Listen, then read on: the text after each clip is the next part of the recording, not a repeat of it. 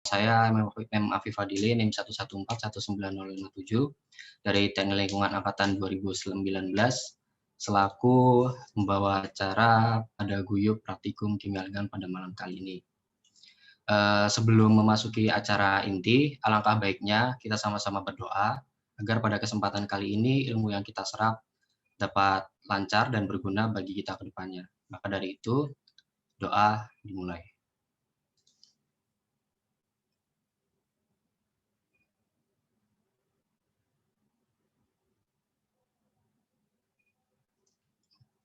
Cukup. Selanjutnya, pada malam kali ini kita akan memiliki beberapa acara. Jadi acara yang pertama akan ada pendahuluan, yang kedua merupakan pemaparan tata tertib UTS, selanjutnya ada pembahasan soal, dan terakhir ada tanya jawab. Sebelumnya saya mengingatkan lagi kepada seluruh praktikan, bagi yang belum mengaktifkan kamera, silakan diaktifkan terlebih dahulu apabila tidak ada kendala dalam jaringan maupun device-nya itu tersendiri. Baik, apabila semuanya merasa sudah cukup untuk on cam dan lain-lain, silakan dilakukan. Selanjutnya saya akan masuk ke acara pertama, yaitu pendahuluan. Mungkin dari kakak abang pengajar bisa share screen salah satu orang.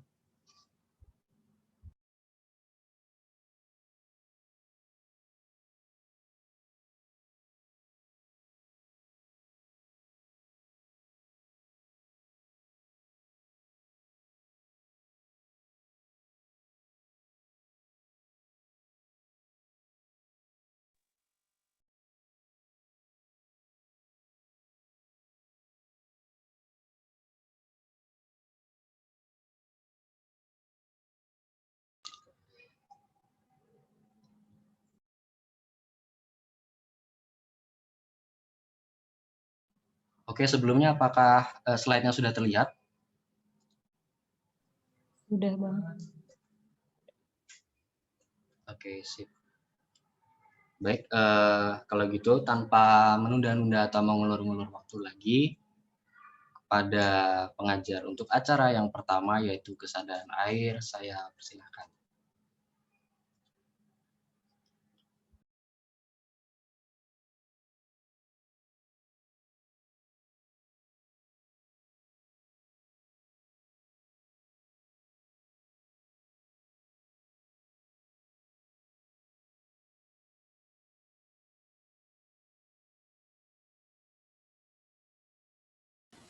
Baik ya, jadi pada acara pertama adalah kesadaran air, di mana seperti yang udah kita bahas pada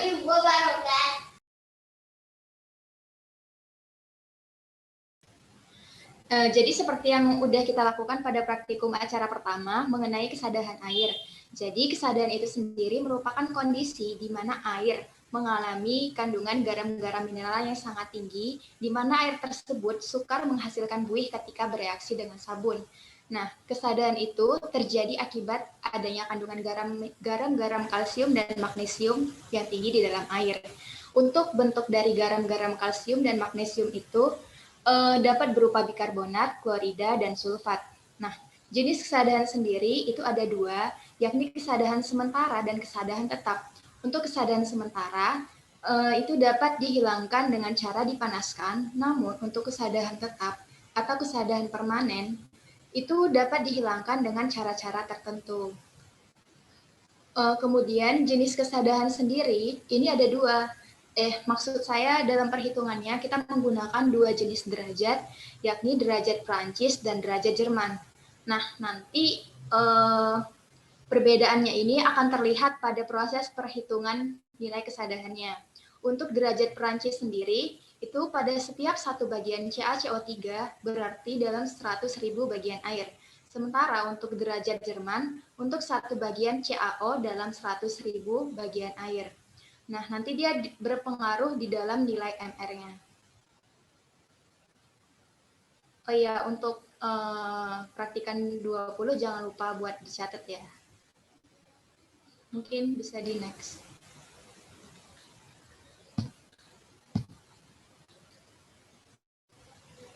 Untuk selanjutnya yaitu mengenai acara 2 seperti yang sudah kita lakukan pada minggu kedua praktikum mengenai penentuan kadar Ca, di mana seperti yang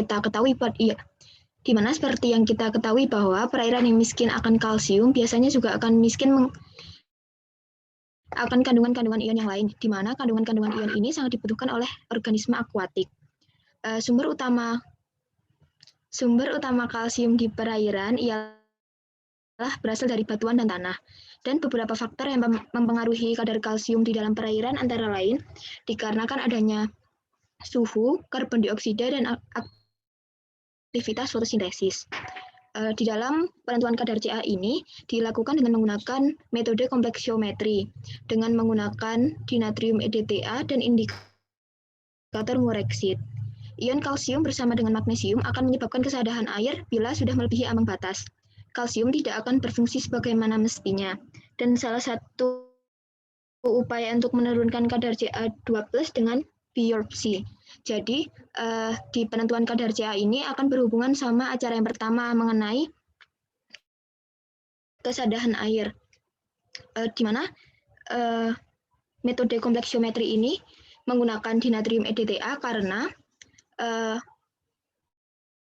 dinatrium EDTA ini akan jika bereaksi dengan ion logam kalsium, dia akan menghasilkan perbandingan 1:1. Jadi, itu akan mempermudah dalam perhitungan penentuan kadar Ca-nya. Bisa dilanjut?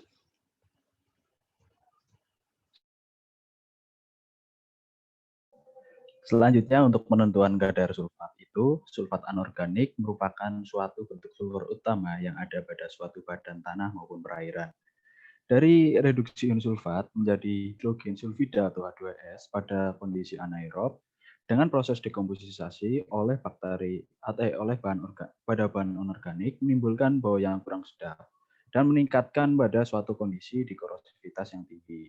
Nah, dalam perairan biasanya itu terdapat kandungan sulfat sebesar 2-80 mg dan itu juga terkandung pada suatu kondisi perairannya itu kandungannya itu apa aja. Selanjutnya pada bentuk barium sulfida sulfat itu akan mengalami pengendapan dan mengakibatkan kekeruhan dalam larutan. Jadi pada suatu badan air jika semakin keruh suatu larutan itu kadar sulfatnya itu semakin tinggi. Seperti contohnya pada kadar perairan yang mengandung gipsum yang cukup tinggi itu dikarenakan kandungan sulfat yang tinggi pula. Next.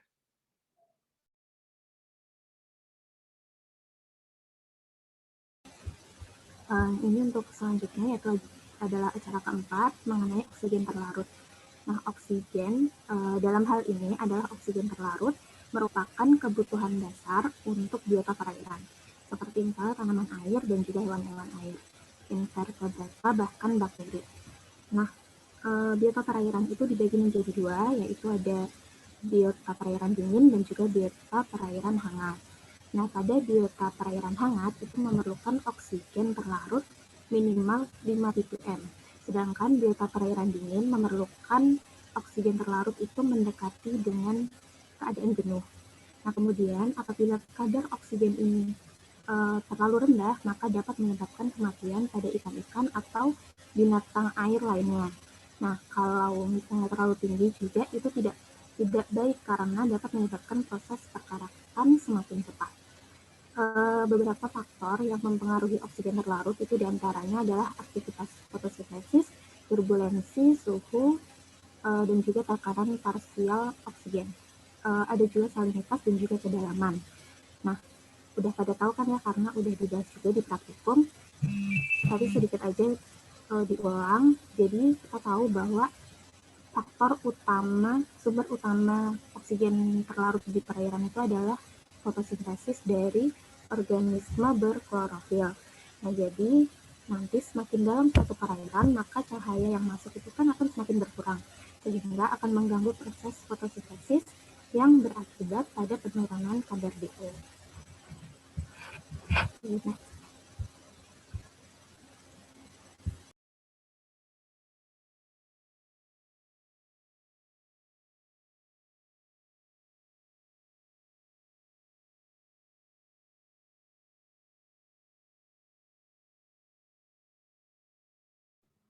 Oke, terima kasih pada kakak dan abang sekalian sudah menjelaskan materi pendahuluan dari acara-acara yang sudah kita lalui sampai dengan minggu kali ini.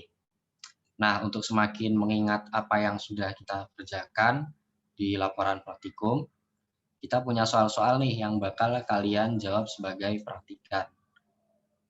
Soal nomor 1, faktor penyebab kesadahan diantaranya adalah sebutkan minimal 3. Kira-kira dari 20 siapa nih yang mau jawab?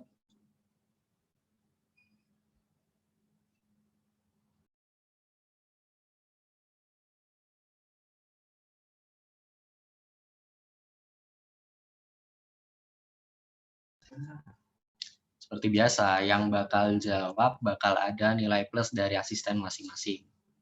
Tolong pada kakak abang asisten dicatat siapa yang jawab, nanti kasih nilai plus. Yo, siapa yang mau jawab?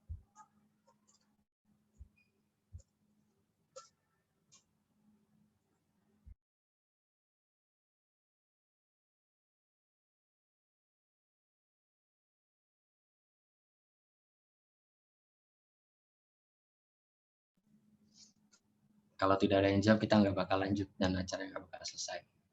Jadi tolong, siapapun, praktikan 20 yang merasa bisa, berani, dan mampu, silakan dijawab.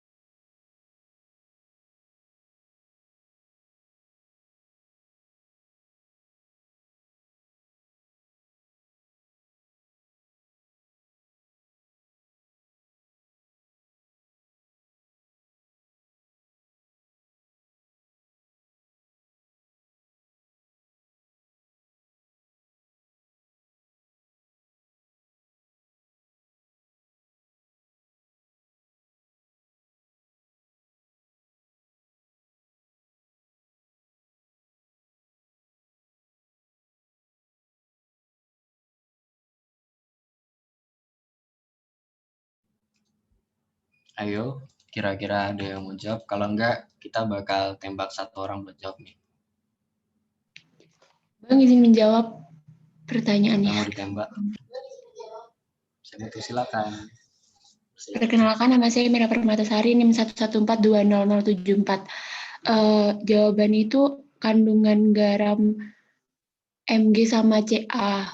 Itu, Bang.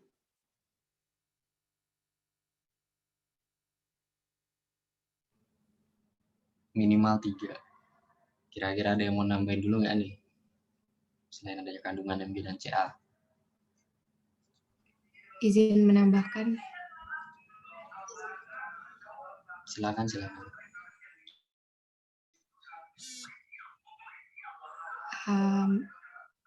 Nama saya Deliana, NIM 114200100. Faktor lainnya itu karena letak topografi yang dilalui oleh perairan tersebut. Kalau misalkan di topografinya itu banyak terdapat kapur, mungkin saja ada ion-ion yang ikut terlalu di dalam air.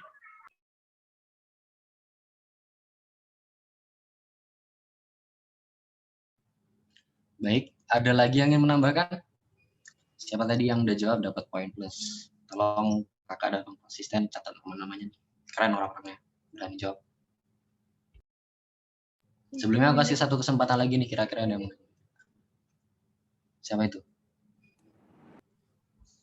Izin menjawab, perkenalkan saya Fairi Tirta Ramadia, NIM 114200006 dari Pluk 5.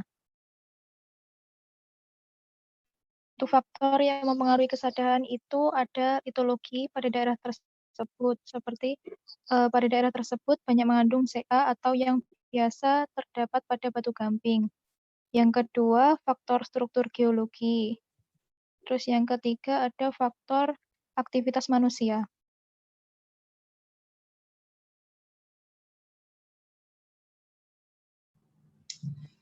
Oke, baik. Terima kasih karena keberanian kalian sudah berani untuk menjawab soalnya. Kalau gitu kita langsung konfirmasi aja nih ke kakak abang asisten.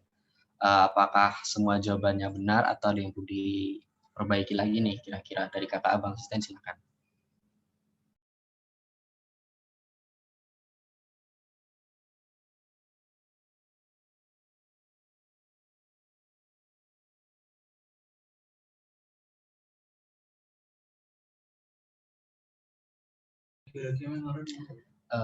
Oke, berarti jawaban nomor 1 bisa dilihat di PPT ini ya. Yang pertama yaitu adanya ion Ca dan Mg, jelas.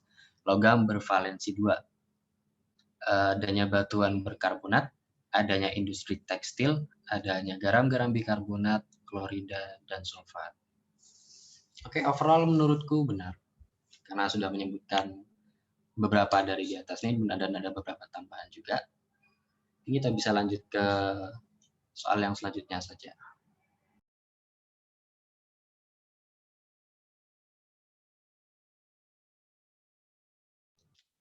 Nah, ini gampang banget nih, udah disebutin juga di awal.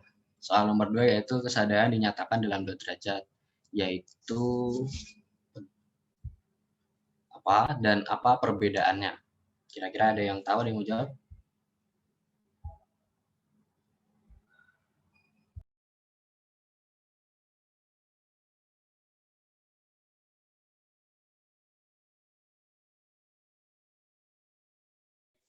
Bisa menjawab, Bang.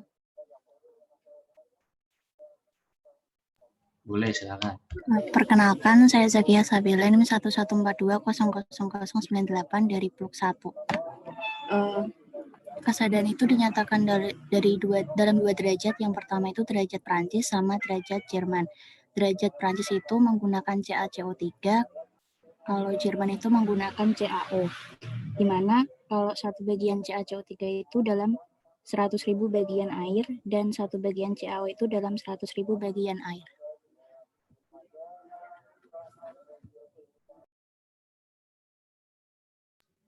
Oke, sebelumnya perbedaannya tadi masih ada dikit yang belum di-mention. Kira-kira ada yang mau nambahin nggak?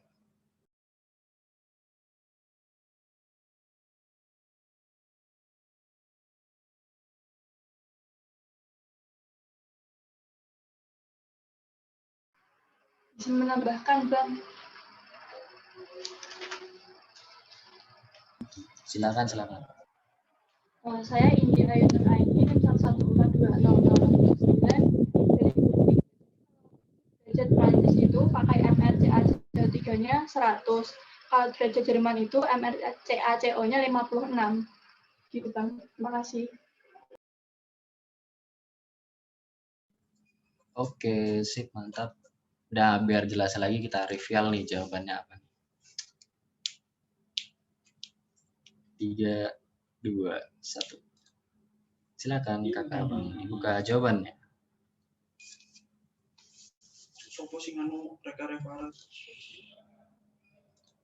Oke, jadi jawaban nomor 2 yaitu Prancis, derajat Prancis. Itu pakainya 1 bagian CaCO3 dalam 100.000 bagian air, yang tadi juga sudah disebutkan MR-nya berapa oleh saudari kalian, dan juga derajat Jerman pakainya 1 bagian CaO dalam 100.000 bagian air, yang MR-nya juga sudah disebutkan. Jadi teman-teman tolong banget ini dicatat, karena bisa jadi salah satu soal yang kita bahas di sini bakal keluar besok di ujian. Oke, mungkin bisa lanjut ke pertanyaan selanjutnya.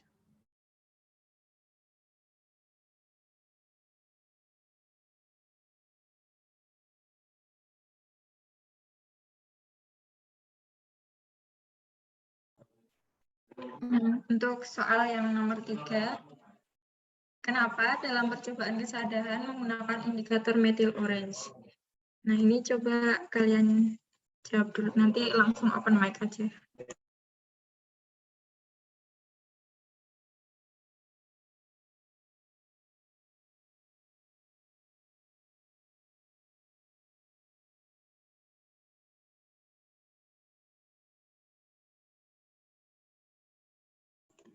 Ada yang tahu jawabannya nggak?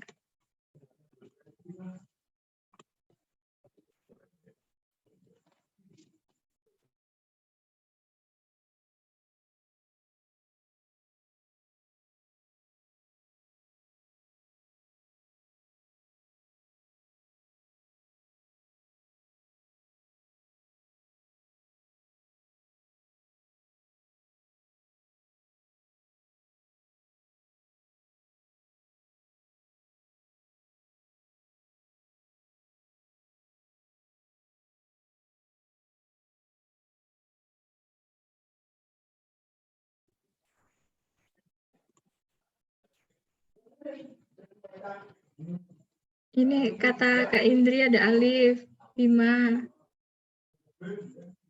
Mau nggak?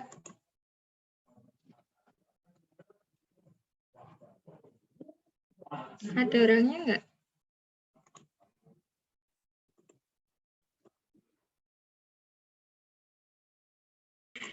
Apa peluk 4 yuk, peluk 4.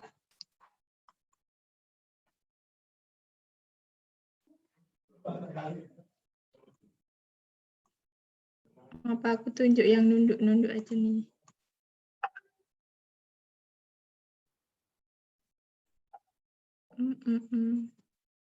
NIM 90 ada orangnya nggak? Ada, Kak. Oke, jawabannya apa?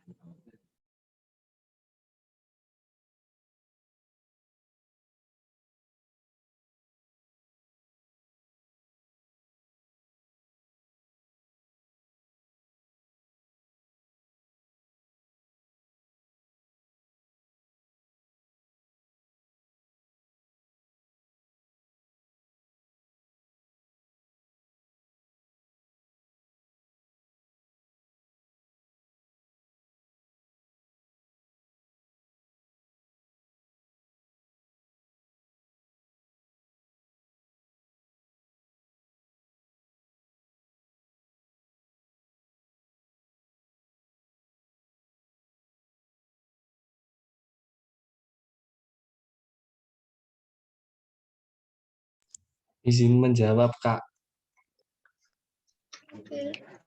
Perkenalkan, saya Arfi Trisna Utama, NIM 11400200090 dari Pluk 5. Kenapa dalam percobaan kesadaran menggunakan indikator metil orange? Dikarenakan karena warna orange adalah warna yang paling kontras, agar bisa dibedakan. Seperti itu, Kak. Kak, dari saya sendiri. Terima kasih. Oke, makasih jawabannya. Nah, ini ada yang mau nambahin lagi nggak?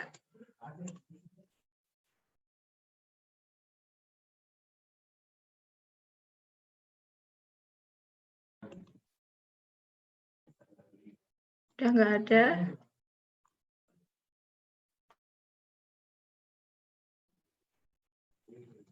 Ya udah lanjut aja Kak Bang.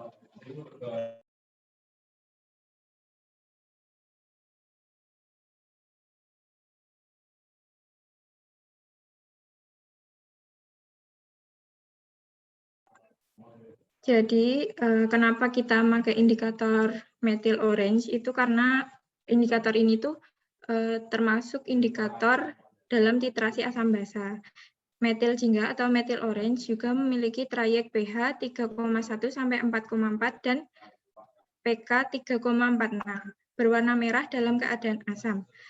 Air yang bersifat basa ditambah dengan metil yang bersifat asam ditambah dengan HCl, maka akan menjadi warna orange atau menunjukkan dia itu asam. Gitu. Nah, lanjut Kak Bang.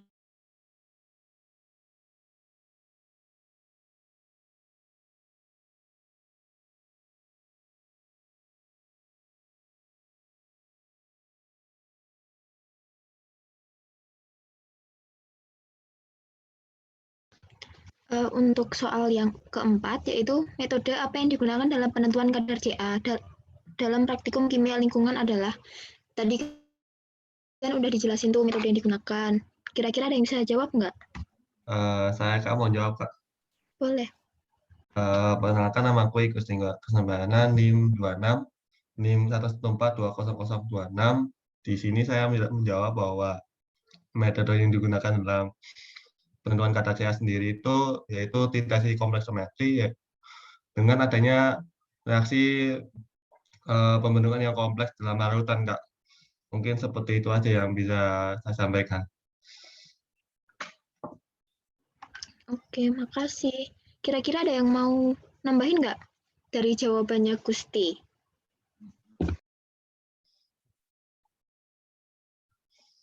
Saya Kak mau menambahkan.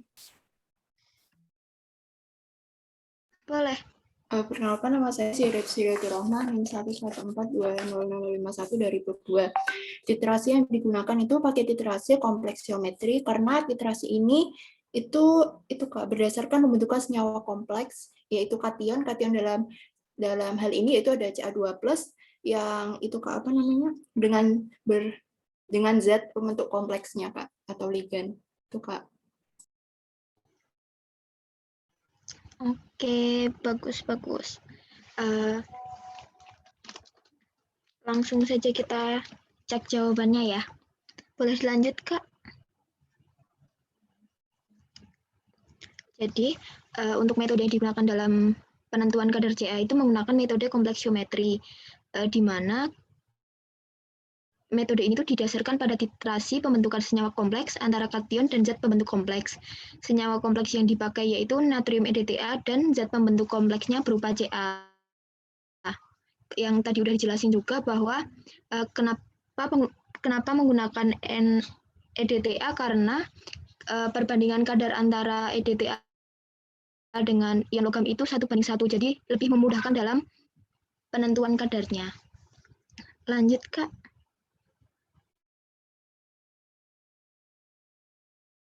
Oke, pada soal selanjutnya yaitu titrasi dengan natrium etilen diamina tetraasetat akan menyebabkan perubahan dari warna apakah apa? Ayo jawab, gampang banget nih.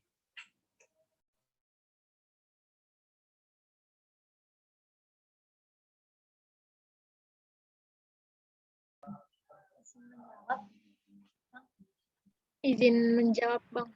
Nama saya Febri Maharani, NIM 1142001 dari 5. Titrasi dengan natrium EDTA akan menyebabkan perubahan warna dari merah muda terang ke membayang.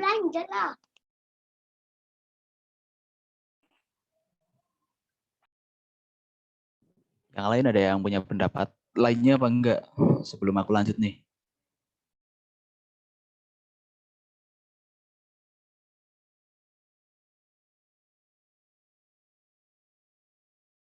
Oke, lanjut aja Kak Bang. Next.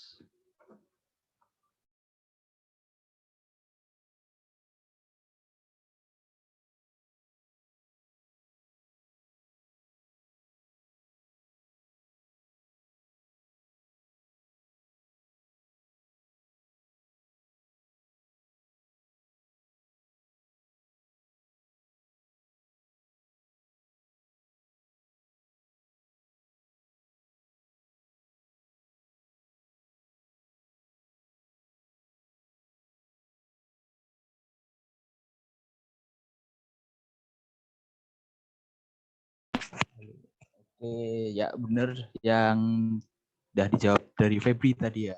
Jadi perubahannya itu dari merah muda jadi membayang, hal ini dikarenakan dari larutan Na2-etanya itu telah mengikat ion Ca. Ya udah bisa dilanjut Kak Bang buat mempersingkat waktu nih.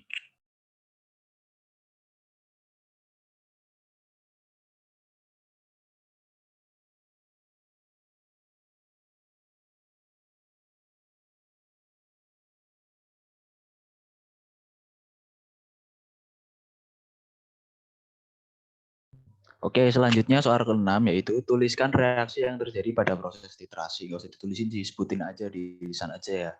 Yang sekiranya udah tahu langsung aja jawab, oke? Nggak usah lama-lama. Mempersingkat waktu kita juga ini.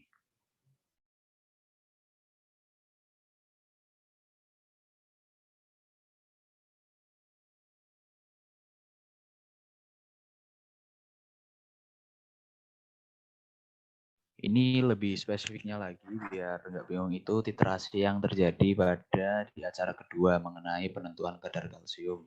Mungkin yang masih ingat ataupun yang masih bingung boleh buka buku panduan aja, nggak apa-apa, sekalian review sama refresh materi buat ujian besok nih.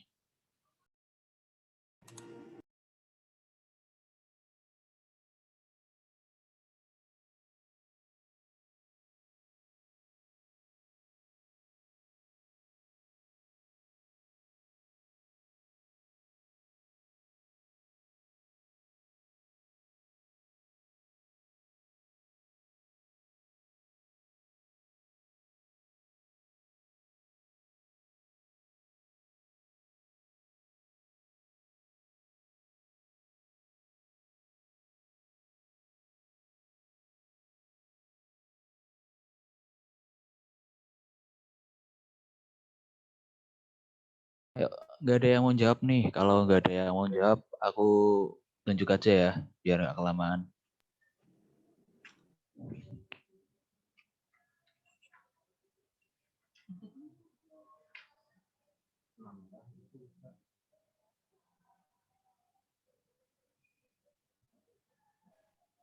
Nggak ada yang mau jawab nih.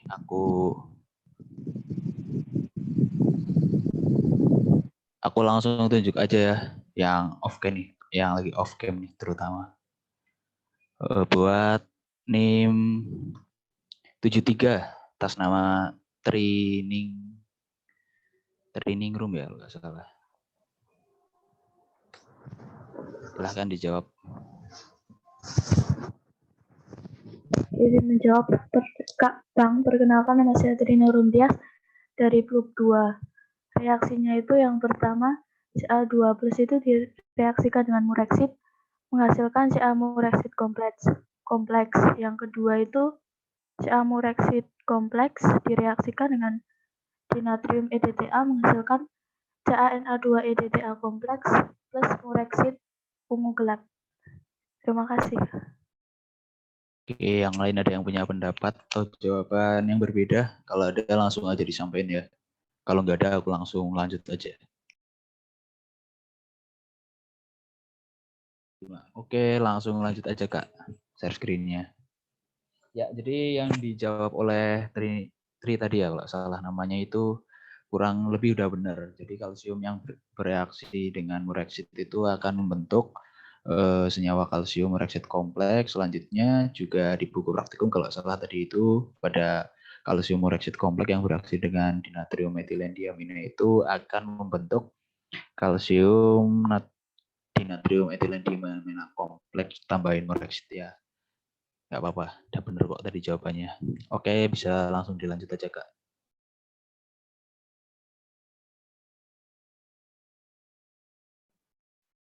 Untuk soal yang nomor 7, fungsi penambahan BaCl 2% itu buat apa?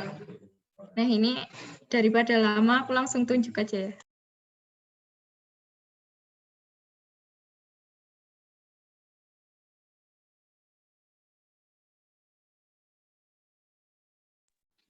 NIM 70 ada.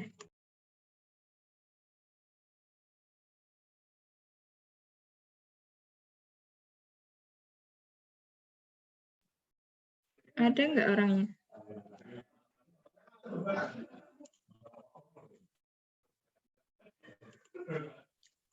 Nggak ada ya? Izin menjawab. Oke, sip. Ini saya Restina Nugraini, NIM 114200069.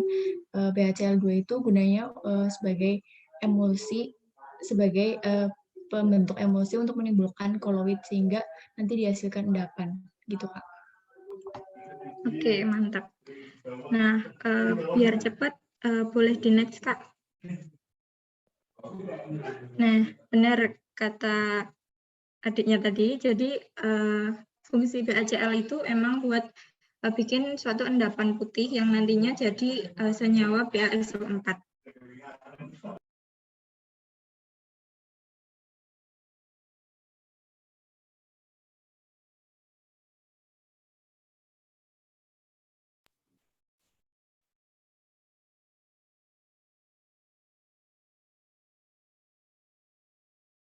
Ya, Selanjutnya untuk soal nomor 8, yaitu kenapa sih larutan barium klorida itu digunakan harus pada keadaan asam?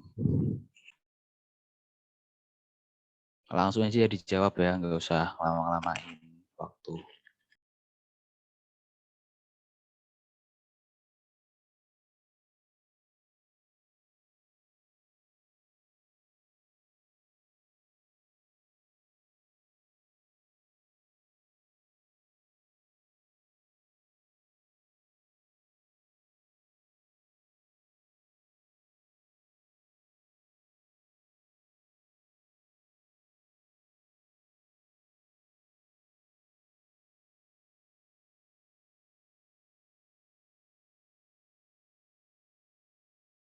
Ayo, aku hitung 1 sampai 5, kalau nggak ada aku langsung tunjuk aja ya. 1, 2, 3, 4, 5. Oke, langsung jawab. Coba Tidar jawab. Kira-kira jawabannya apa? Ini kalau menurut gue, perkenalkan namaku Tidar Wisnu, NIM 14 dari 5. Kalau menurutku karena BA larutan alkali tanah udah basah. Terus kan nanti perkiraan hasilnya diharapkan garam, jadi larutan sebelumnya harus asamin dulu, jadi hasilnya bisa garam gitu, Pak. Itu menurutku sih, nggak tahu pastinya. Makasih.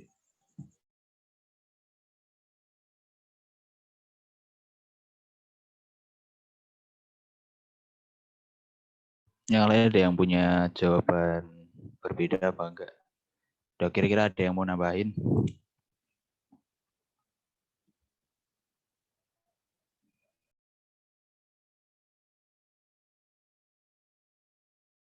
Udah, kalau nggak ada langsung aja Kak. Lanjut ke slide berikutnya.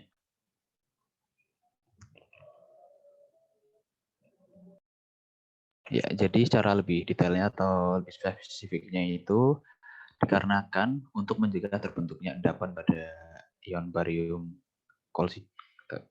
dengan ion-ion lain seperti fosfat maupun karbonat. Kurang lebihnya itu jawabannya. Lanjut Kak.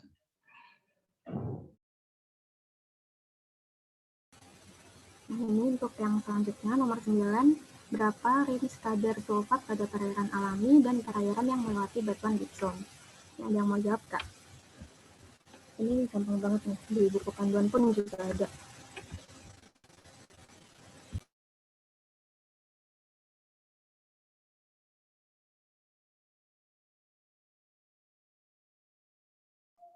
Izin menjawab Kak Bang.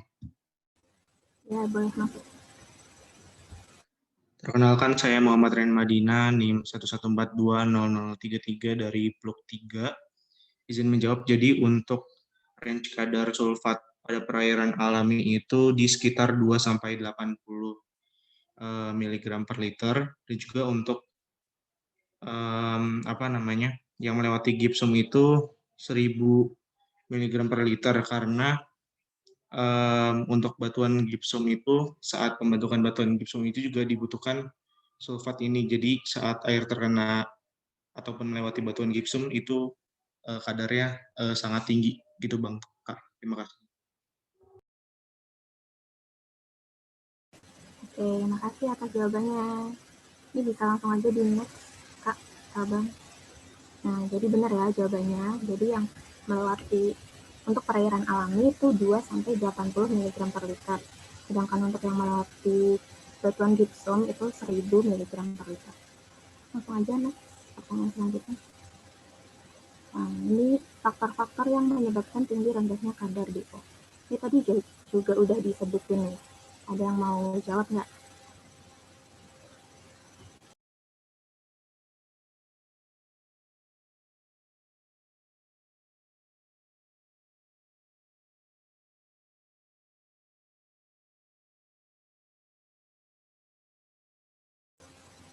Tadi plus 2 nih. Jawab dong. Izin menjawab, Kak. Ya, boleh. Perkenalkan, nama saya Febrianti Solehah, NIM 114200007 dari Pluk 4. faktor yang menyebabkan tinggi rendahnya kadar DO di perairan. Yang pertama aktivitas fotosintesis, yang kedua turbulensi, yang ketiga suhu, yang keempat tekanan parsial oksigen, dan yang kelima salinitas.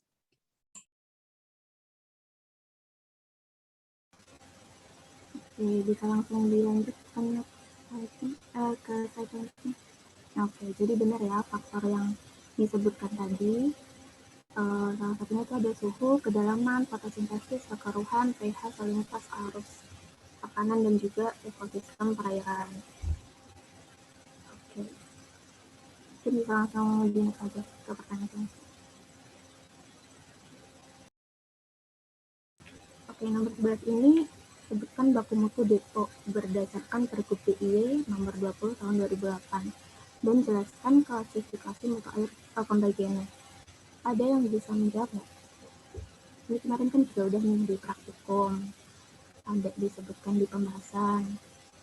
Harusnya bisa pada jawab.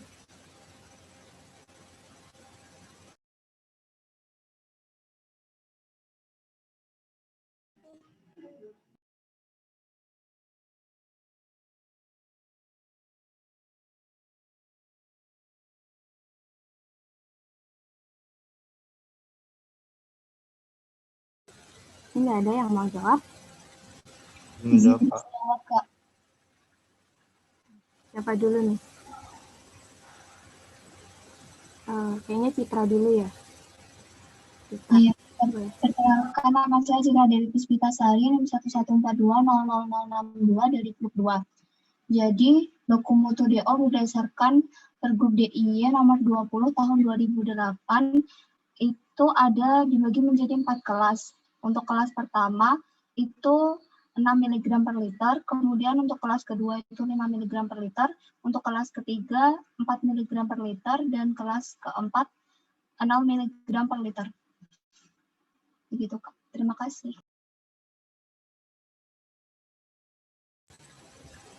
Oke, itu jawabannya benar ya, bisa di-next slide-nya, Kak.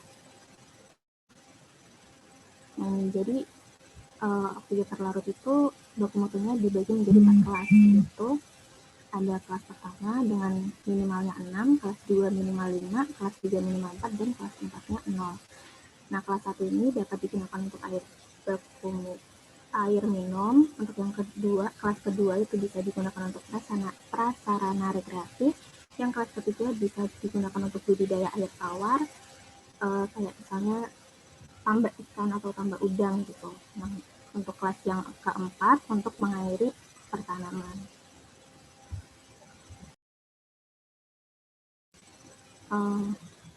Next, soal berikutnya.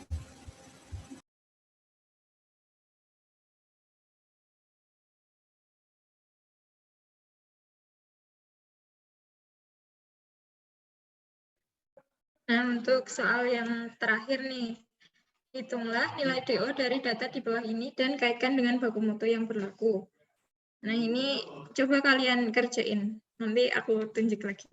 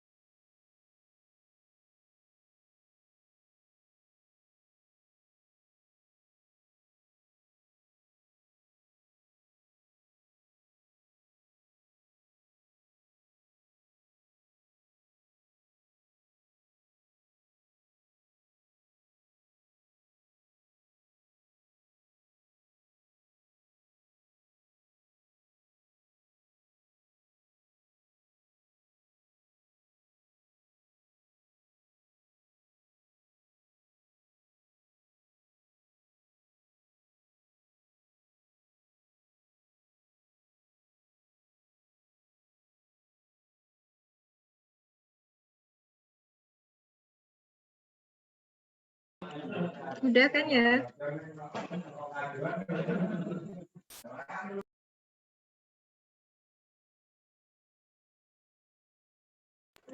Ini khusus Pluku ya. Coba Revara, bisa nggak?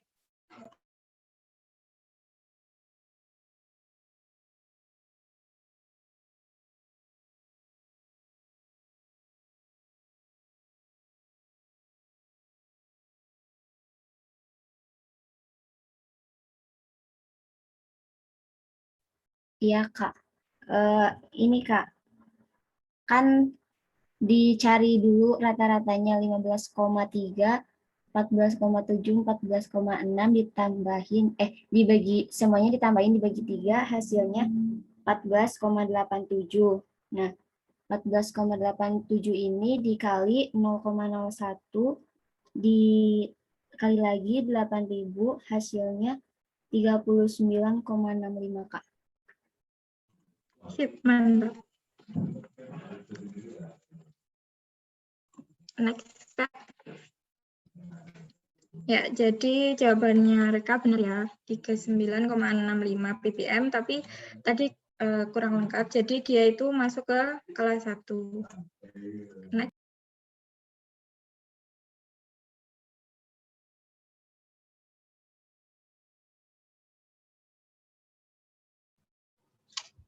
Oke, selamat kepada seluruh praktikan sudah menjawab 12 soal tadi yang ternyata lumayan lancar ya kalian jawabnya ya.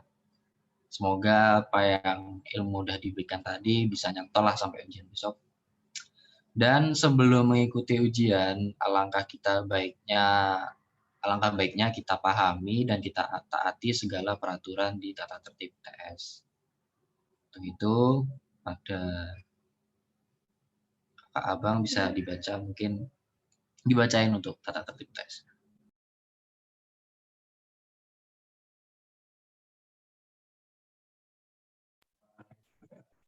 Nah, untuk tata tertib UTS, yang pertama, ujian akan berlangsung secara live melalui Zoom meeting.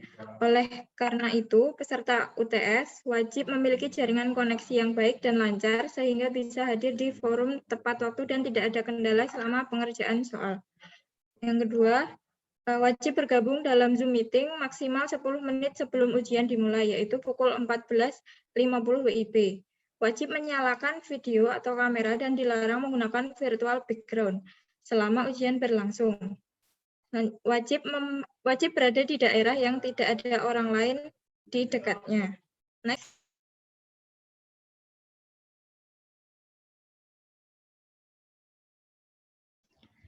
Untuk peraturan tata tertib selanjutnya itu sifat ujian adalah buku tertutup. Yang ketiga, lamanya ujian ialah 30 menit. Ujian akan berlangsung pada pukul 15 hingga 15.30.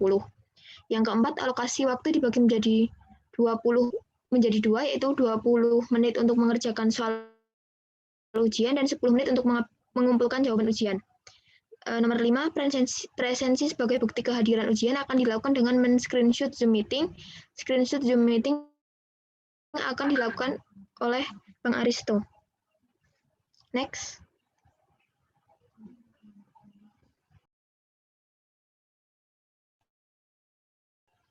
Oke, nomor 6, soal ujian akan dibagikan dan dipandu oleh Kak Apriza, dan pelaksanaan ujian akan diawasi oleh asisten praktikum. Yang ke-7, jawaban ujian akan dikumpulkan melalui link Google Form yang akan di-share ketika ujian. Nomor 8, jika ditemukan kecurangan dalam ujian, konsekuensi akan ditanggung semua kelas dengan pengurangan nilai sebesar 50%. Nomor 9, jika selama ujian berlangsung peserta terkendala sinyal sehingga harus mematikan kamera, maka akan ada pengurangan nilai.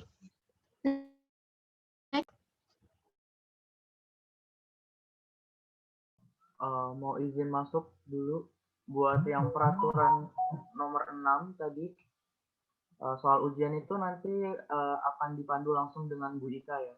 Jadi bukan sama Apriza, jadi soalnya nanti langsung dibagikan sama Bu Ika. Makasih.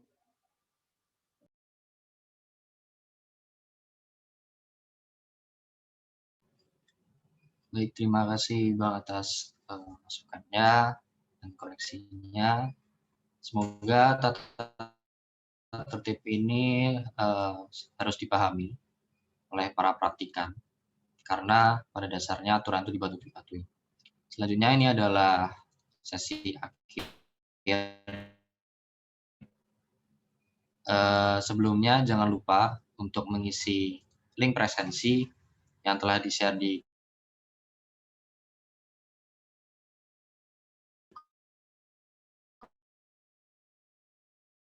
kolom chat. Kami memiliki kebingungan baik di dalam materi maupun tata tertib ujian besok. Untuk itu, pada seluruh praktikan yang memiliki pertanyaan, bisa langsung permik dan bertanya. Waktu dan tempat dipersilakan.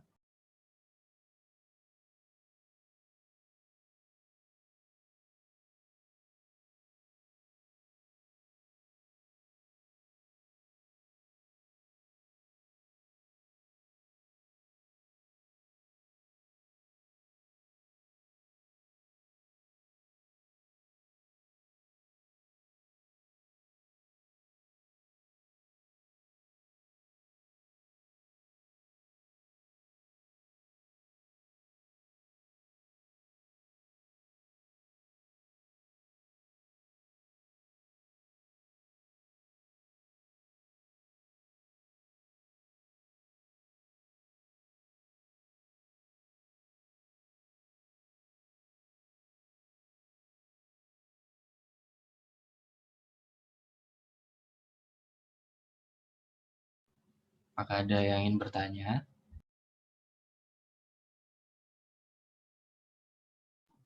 Jika ada yang masih merasa mengganjal apa gitu bisa ditanyain aja biar nanti pas UTS bisa jawab gitu ya. Karena waktunya juga mepet kan, cuma dikasih 20 menit. Jadi kalau misalnya ada yang masih dibingungkan, bisa ditanyain aja mumpung masih dikasih kesempatan.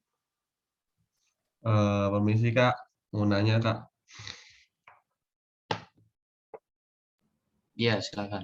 Benar aku ikut tinggal tes Lebaran 26 dari blok 3 mau nanya untuk besok itu bentuk soalnya itu dalam bentuk apa esai atau bilkan atau semacamnya ya Kak? Kak atau Bang? Kak atau Bang? Oke, izin menjawab ya. Jadi jujur dari kami asisten masih belum tahu bentuk soalnya itu seperti apa. Mungkin kurang lebihnya nanti akan esai, lebih ke esai sama isian. Jadi ada yang seperti contoh-contoh yang tadi kita kasih, kurang lebihnya mungkin contoh soalnya akan seperti itu. Tapi nanti lebih dikembangkan sama Bu Ika. Aku cuma bisa ngasih kisi-kisi kalau besok itu tuh bakal ada 3 soal, jadi cuma ada 3 nomor. Cuma ada 3 nomor ujian, jadi dikerjakan semaksimal mungkin. Mungkin dari Gusti bisa dipahami atau masih belum mengerti. Sudah paham Bang. Oke.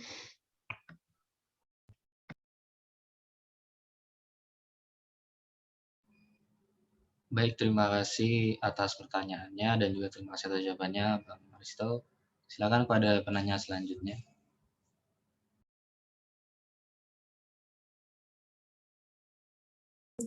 Maaf Bang, mau bertanya. Silakan.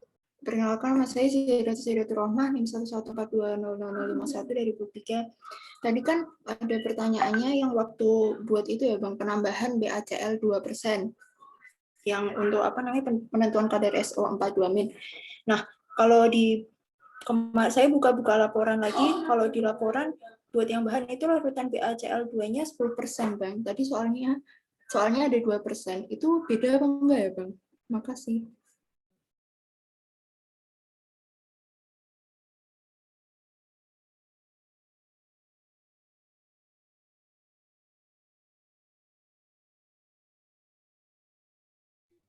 Mungkin dari kakak abang yang mau menjawab, dipersilakan.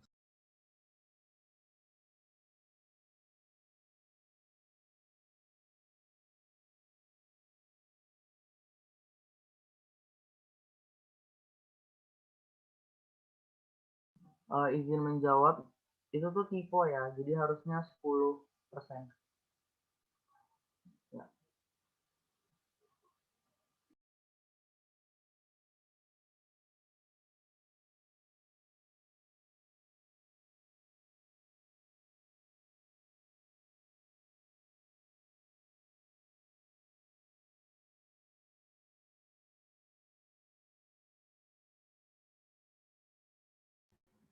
Apakah sudah menjawab? Sudah Bang, terima kasih. Oke, sama-sama. Untuk penanya selanjutnya dipersilakan.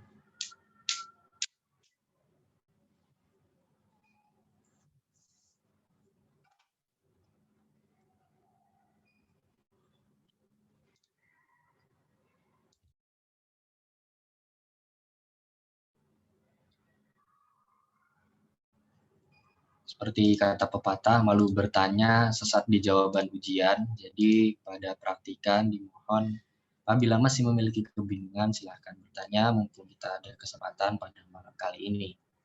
Dan waktunya juga terbatas, nggak bisa lama-lama. Siapapun yang punya pertanyaan, silahkan ditanyakan. Terima kasih.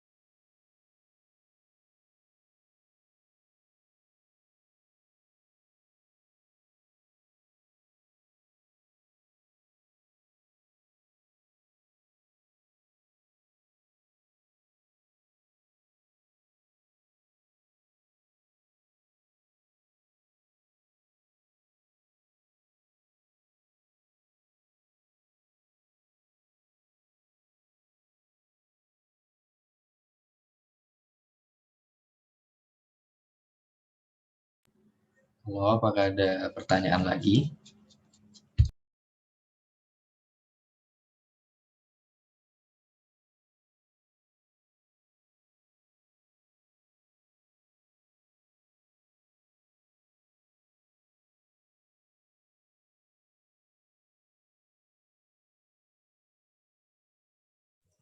Halo, aku izin masuk ya, mau nambahin. Buat besok, kan kalian on cam. Nah, posisi duduknya itu jangan cuman kelihatan jidat doang kayak Bang, siapa ini namanya? Ini, aduh lupa namanya. Afif, tadi kan cuman kelihatan jidat doang. Nah, duduknya itu kelihatan kayak si Ulfia nih. Kayak gitu, jadi kelihatan sampai bawah ya. Gitu ya. Makasih.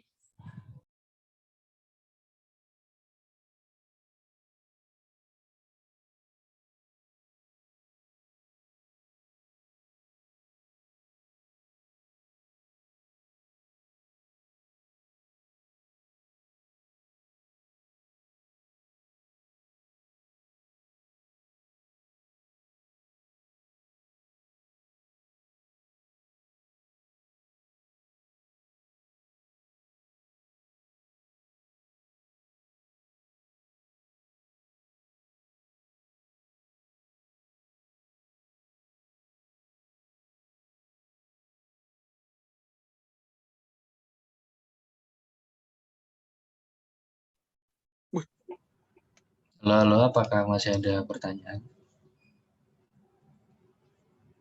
Tio Afif mau bertanya atau memang manusiawi?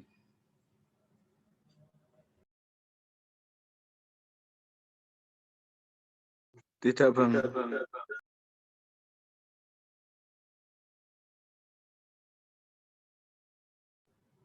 Oke, masih ada pertanyaan?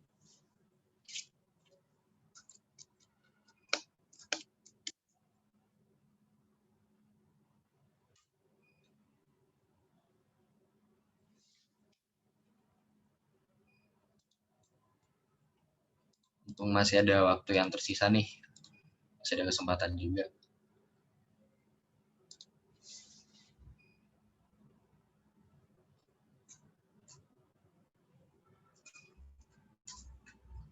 Sebelumnya sorry ya kalau aku agak close up soalnya biar kedengeran mic-nya. Soalnya nggak pakai headset. Aku tanyain lagi nih pada teman-teman praktikan, apakah masih ada pertanyaan?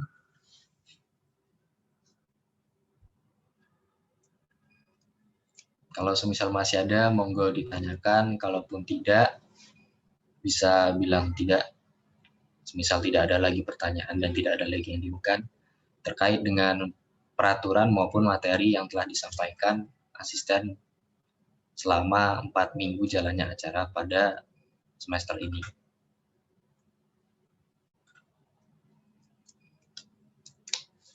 Sekali lagi aku tanyain apakah masih ada pertanyaan? Bang izin bertanya. Ya, silakan. Saya Restina Nugraini NEM 69 buat pengerjaannya tuh pakai kertas apa, terus ditulis tangan atau gimana? Makasih. Baik, terima kasih Restina atas pertanyaannya. Mungkin Kakak dan Abang bisa langsung dijawab.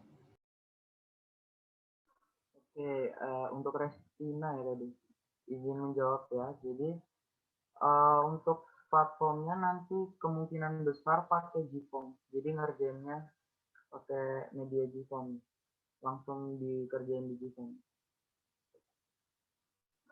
Tapi tinggal lihat aja besok kalau Bu Ika berubah pikiran, ikutin nanti. Tapi kemarin sih katanya sih pakai GPOM.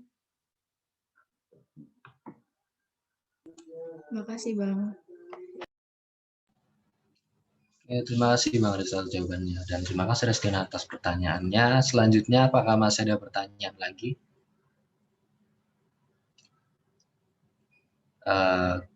Kami akan tunggu selama 2 menit ke depan sampai pukul 21.40. Apabila tidak ada pertanyaan, maka akan kami tutup sesi pertanyaan pada kesempatan kali ini. Saya ingatkan sekali lagi kepada seluruh praktikan yang mengikuti GUYUP pada malam hari ini untuk mengisi absen yang telah disediakan oleh himpunan melalui link presensi yang tersedia di kolom chat. Untuk itu, pada seluruh praktikan dipersilakan untuk mengisi Google Form absen pada GUYUP kali ini.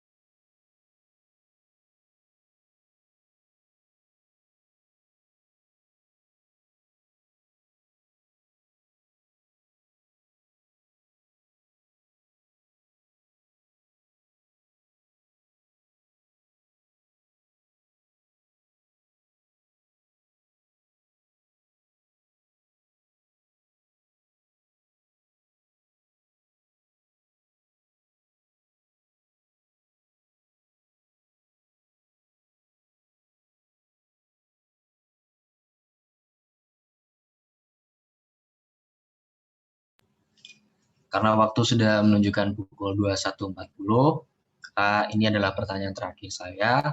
Apakah dari seluruh praktikan angkatan 2020 masih memiliki pertanyaan terkait materi yang telah diajarkan oleh para asisten selama 4 minggu acara semester 2 atau terkait dengan pelaksanaan ujian?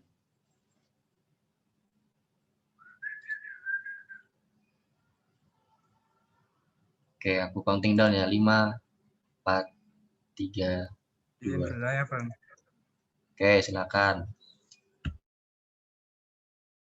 Perkenalkan, nama saya Tia Fadrahman, NIM 1142008 dari Gemini Group 3.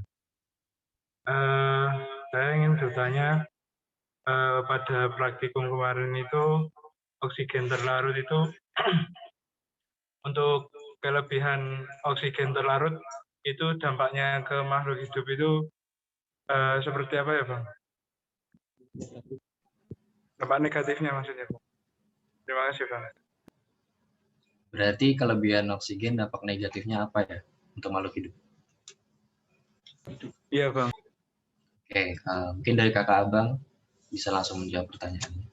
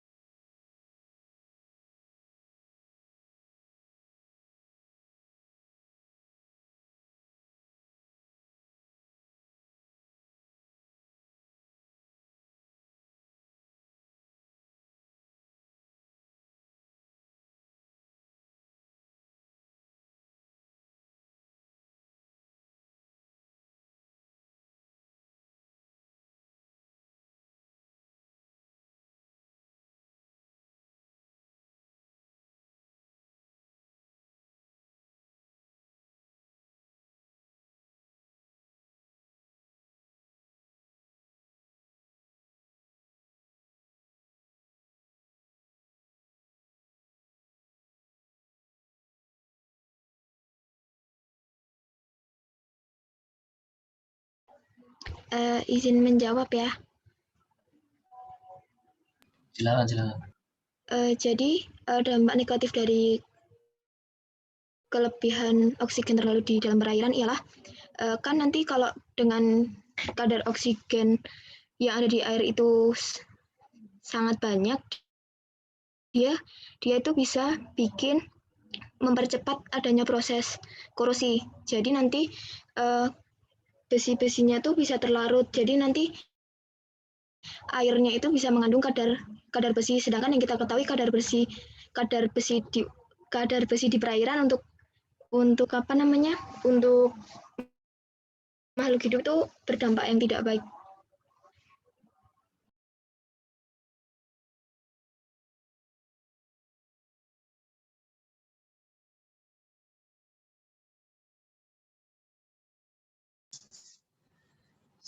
Oke, terima kasih Kak Indri atas jawabannya. Sebelumnya, apakah dari pertanyaan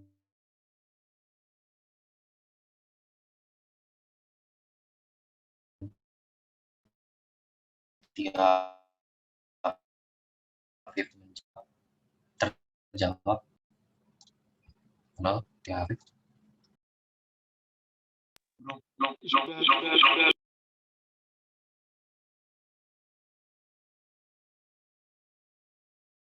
Sudah cukup, Bang. Oke. Selanjutnya apakah ada pertanyaan lagi? Ingat waktu yang juga sudah semakin malam. Izin masuk, Bang. Silakan. Untuk oksigen terlarut, itu kan kadarnya harus pas, nggak boleh kurang, nggak boleh lebih. Kalau kurang itu ada dampaknya, kalau lebih juga ada dampaknya. Nah, gimana cara untuk menjaga kadar oksigen terlarutnya agar tetap stabil? Terima kasih. Baik, terima kasih Misha atas pertanyaannya. Dari Kakak Bang. Bisa diulangin nggak pertanyaannya? Jadi kecil banget. Oksigen terlarut itu kan kadarnya harus stabil gitu, nggak boleh kurang, nggak boleh lebih. Kalau kurang itu ada dampaknya, kayak kalau kurang kan itu nggak baik buat kehidupan biota air. Kalau lebih itu bisa mengakibatkan korosi. Nah, gimana cara kita untuk menjaga kestabilan kadar oksigen terlarut tersebut?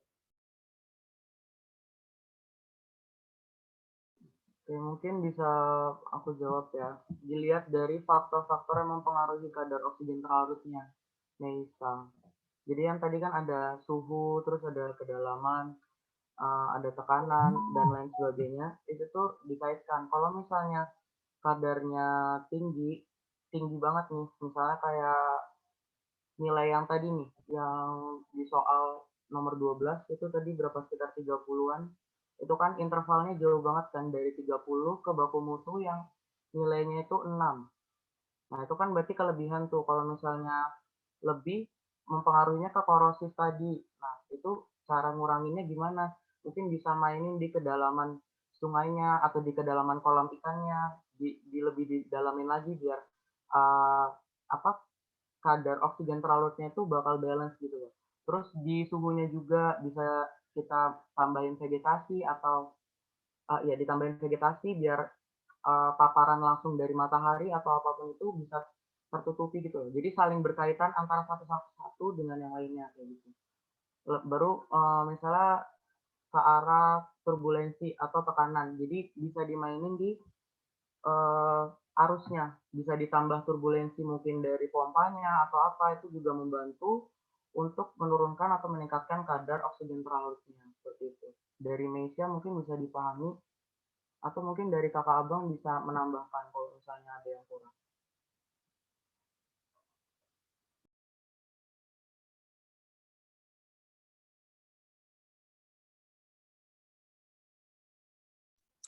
Aku izin masuk ya, mau nambahin. Kalau misalnya di alam bisa juga secara alamiah. Nanti kan misalnya oksigen terlarutnya tinggi, itu kan bisa memicu pertumbuhan organisme-organisme lain kan, seperti misalnya di satu tempat itu dia ada eceng gondok nih cuma sedikit.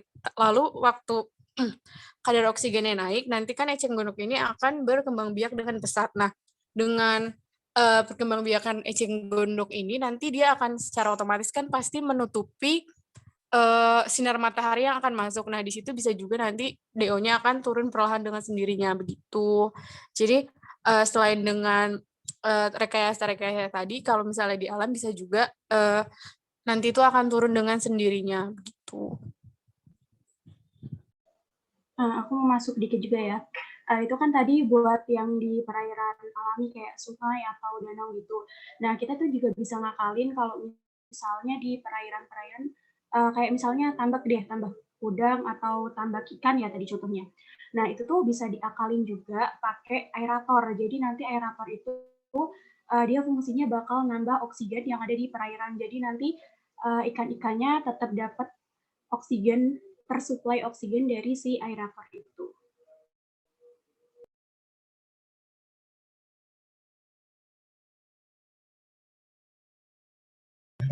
Baik, terima kasih kepada Kakak Bedlam jawab. Sebelumnya, apakah Meisa pertanyaannya sudah terjawab?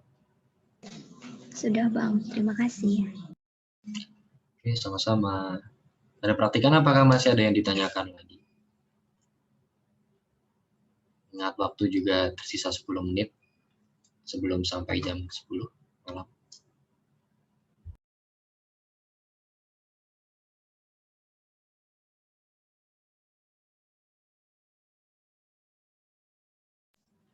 Lima, 4, 3, 2, 1. Oke, karena tidak ada pertanyaan lagi, aku anggap semuanya sudah tersampaikan, baik dari asisten maupun dari praktikan. Semoga kedepannya ujiannya dilancarkan. Sebelum mengakhiri, apakah ada sepatah dua patah kata dari kakak abang asisten?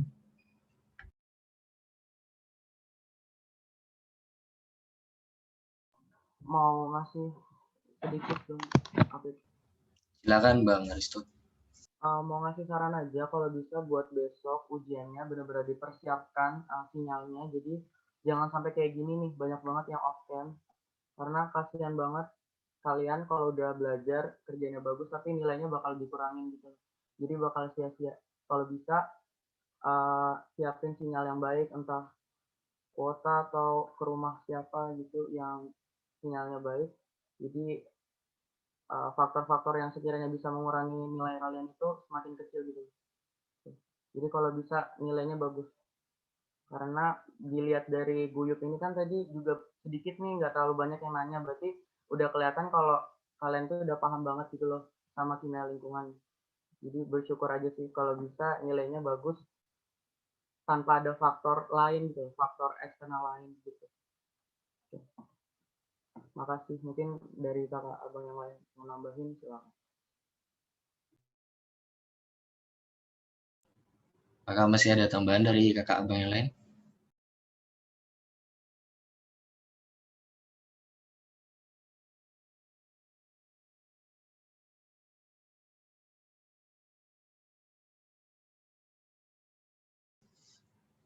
Kalau tidak ada, mungkin dari kami selaku asisten memohon kepada seluruh praktikan untuk menanggapi ujian secara serius, kerjakan dengan sungguh-sungguh, dengan semangat.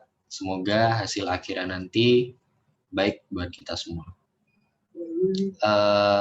Karena sudah di penghujung acara juga, saya selaku MC pada malam kali ini memohon maaf apabila ada salah kata maupun ucapan dari kami, dari kakak dan abang asisten selaku penyampaian materi pada Guyup malam kali ini.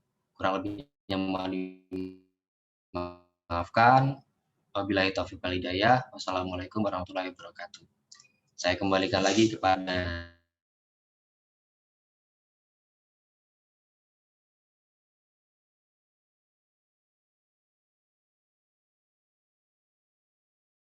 himpunan. Terima kasih.